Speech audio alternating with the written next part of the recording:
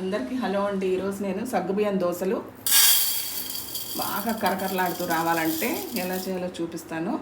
కొలత: 1 కప్పు బియ్యం, మామూలు బియ్యం, మంచి అన్నం వండుకునే బియ్యం, 1 కప్పు సగ్గుబియ్యం, 1/2 కప్పు మినప్పప్పు, 1/2 టీ స్పూను మెంతులు. ఇది శుభ్రంగా కడుక్కుని ఒక 3-4 సార్లు ఒక 6-7 గంటలు నానబెట్టుకుందాము. నేను సగ్గుబియ్యం ఉబ్బితే కొంచెం ఎక్కువ అయ్యే ప్రమాదం ఉంది, అందుకే నేను గిన్నె మార్చుకున్నాను, పెద్ద గిన్నెలో నానబెట్టుకున్నాను. ఇది నేను రాత్రి నానబెడుతున్నానండి, పొద్దున్నే రుబ్బుకోవచ్చని. సో నేను ఇప్పుడు మూత పెట్టుకుంటాను. పప్పు బియ్యం అన్నీ సగ్గుబియ్యం నానిపోయాయి. ఇప్పుడు నేను గ్రైండ్ చేసుకొని చూపిస్తాను. మిక్సీలో వేసుకుంటున్నాను. గ్రైండ్ చేసుకున్నాక ఉప్పు 1.5 టీ స్పూను,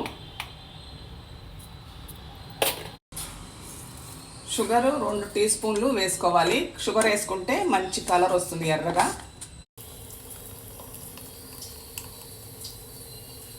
దీన్ని ఒక 4-5 గంటలు పులియబెట్టుకుందాము. 4-5 గంటల తర్వాత మీరు వాడకపోతే ఫ్రిడ్జ్లో పెట్టేసుకోండి.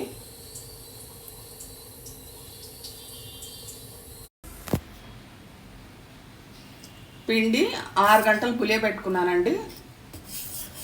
ఇప్పుడు దోశ వేసేస్తున్నాను.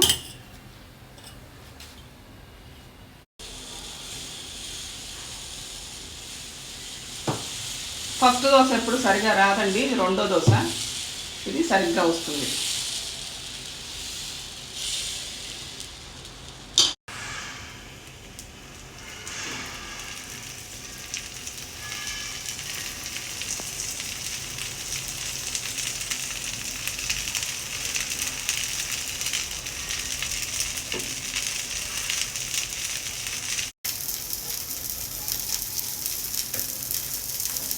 ఈ దోశ వేస్తుంటే ఒక మంచి సువాసన వస్తుందండి.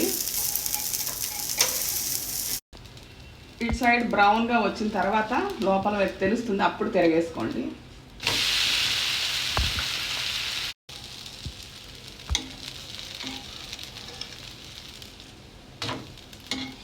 ఇది సాఫ్ట్గా మెత్తగా చాలా బాగుంటుంది దోశ.